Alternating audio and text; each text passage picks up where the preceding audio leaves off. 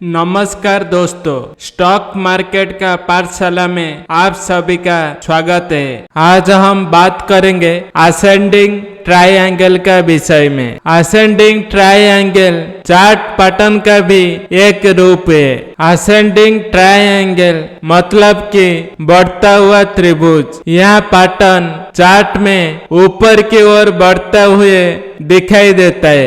Ascending triangle chart pattern में bullish continuation chart pattern है। यह तेजी का ट्रेंड को बरकरार रहने का संकेत देता है। मतलब कि बाजार में जो तेजी का ट्रेंड चल रहा है वो आगे और भी चलेगा।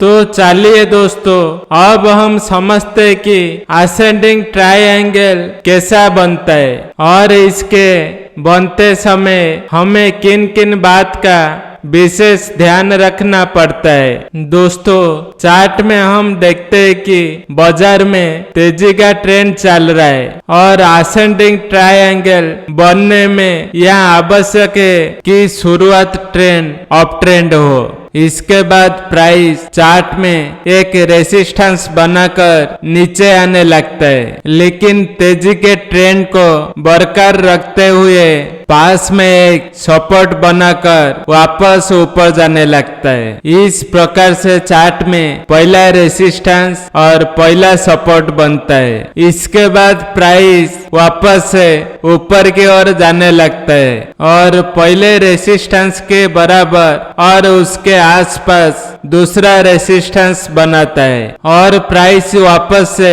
नीचे आने लगता है और नीचे आकर दूसरा सपोर्ट बनाता है। लेकिन यह दूसरा सपोर्ट पहले सपोर्ट तुलना में हायर होता है। दोस्तों, अब तक की दो सपोर्ट और दो रेसिस्टेंस तैयार हो चुके। तो अब हमें दो रेसिस्टेंस लाइन के टच करते हुए एक हॉरिजॉन्टल लाइन खींचना है। इस लाइन को रेसिस्टेंस लाइन भी कहते हैं। इसके बाद दोनों सपोर्ट के लो को टच करते हुए एक ट्रेंड लाइन खींचना होगी।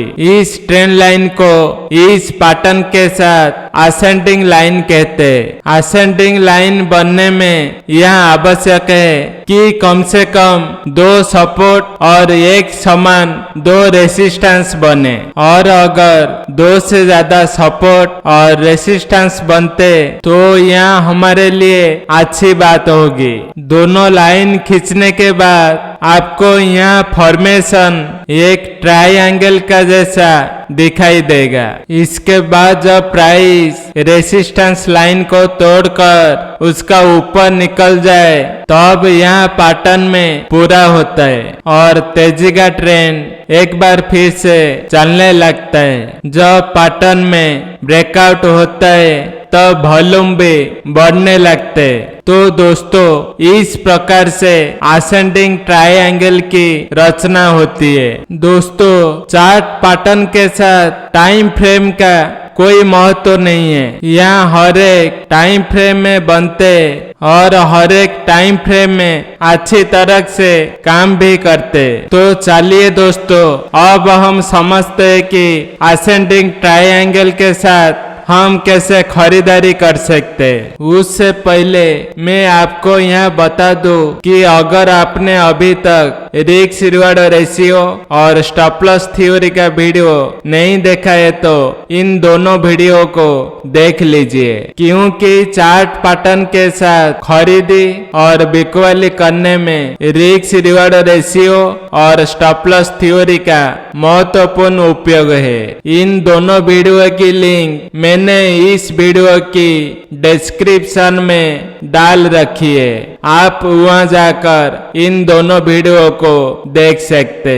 तो चलिए वीडियो में आगे बढ़ते और समझते कि असेंडिंग ट्रायंगल के साथ हम कैसे खरीदारी कर सकते।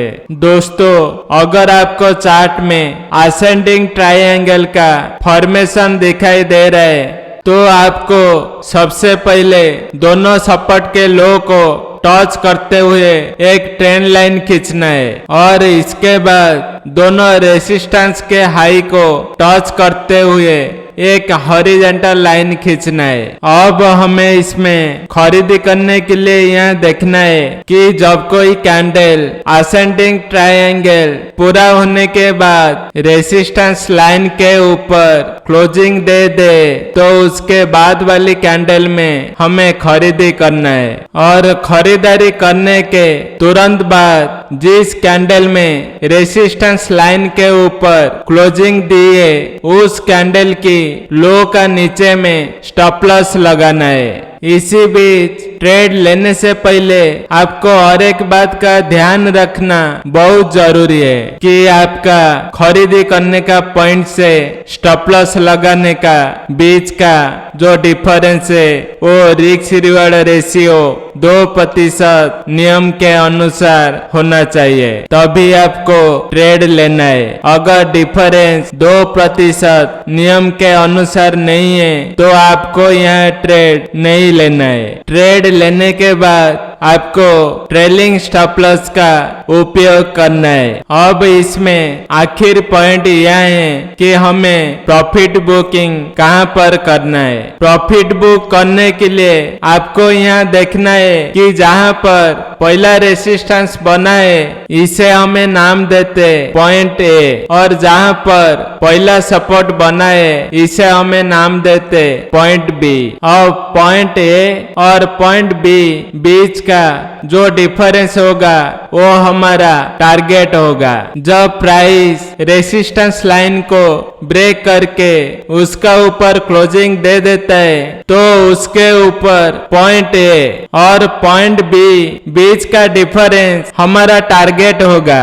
जैसे कि पॉइंट ए और पॉइंट बी बीच का डिफरेंस 20 पॉइंट का है तो हमारा टारगेट रेसिस्टेंस लाइन के ऊपर 20 पॉइंट का होगा। जब प्राइस 20 पॉइंट के डिफरेंस तक पहुंच जाए तब हमें तुरंत प्रॉफिट बुक करना है। तो दोस्तों इस प्रकार से हम असेंडिंग ट्रायंगल के साथ खरीदारी कर सकते हैं। तो चलिए दोस्तों अब हम चार्ट में असेंडिंग ट्रायंगल को समझ लेते हैं कि असेंडिंग ट्रायंगल के साथ हम कैसे खरीदारी कर सकते हैं। सबसे पहले आपका चार्टिंग सॉफ्टवेयर में जाइए और चार्ट को खोल लीजिए।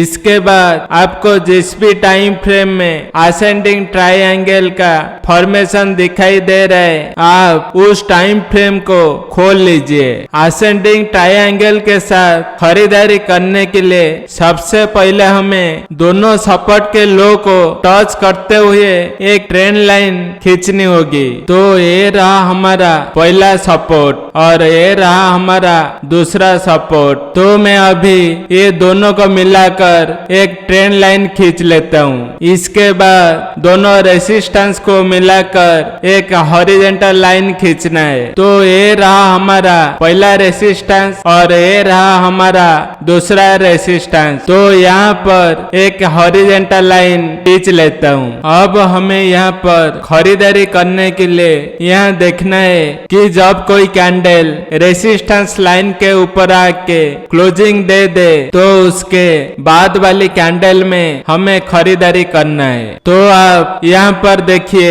ये वाली कैंडल रेसिस्टेंस लाइन के ऊपर क्लोजिंग दे रहा है तो हम ये वाली कैंडल में खरीदारी करना है। खरीदारी करने के तुरंत बाद जिस कैंडल में रेसिस्टेंस लाइन के ऊपर क्लोजिंग दी है उस कैंडल की लो का नीचे में स्टॉप लॉस लगाना है। मतलब कि हमें इस कैंडल का लो का नीचे में स्टॉप लॉस लगाना है। इसी बीच आपको ट्रेड लेने से पहले 2% नियम का भी ध्यान रखना है। मतलब कि आपका खरीदी करने का पॉइंट से आपका स्टॉप लॉस लगाने का बीच का जो डिफरेंस है वो रिस्क रिवॉर्ड रेशियो के 2% नियम के अनुसार होना चाहिए। ट्रेड लेने के बाद आपको ट्रेलिंग स्टॉप लॉस का उपयोग करना है। अब इसमें आखिर पॉइंट यह है हमें प्रॉफिट बुक कहां पर करना है। तो प्रॉफिट बुक करने के लिए आपको यह देखना है कि जहां पर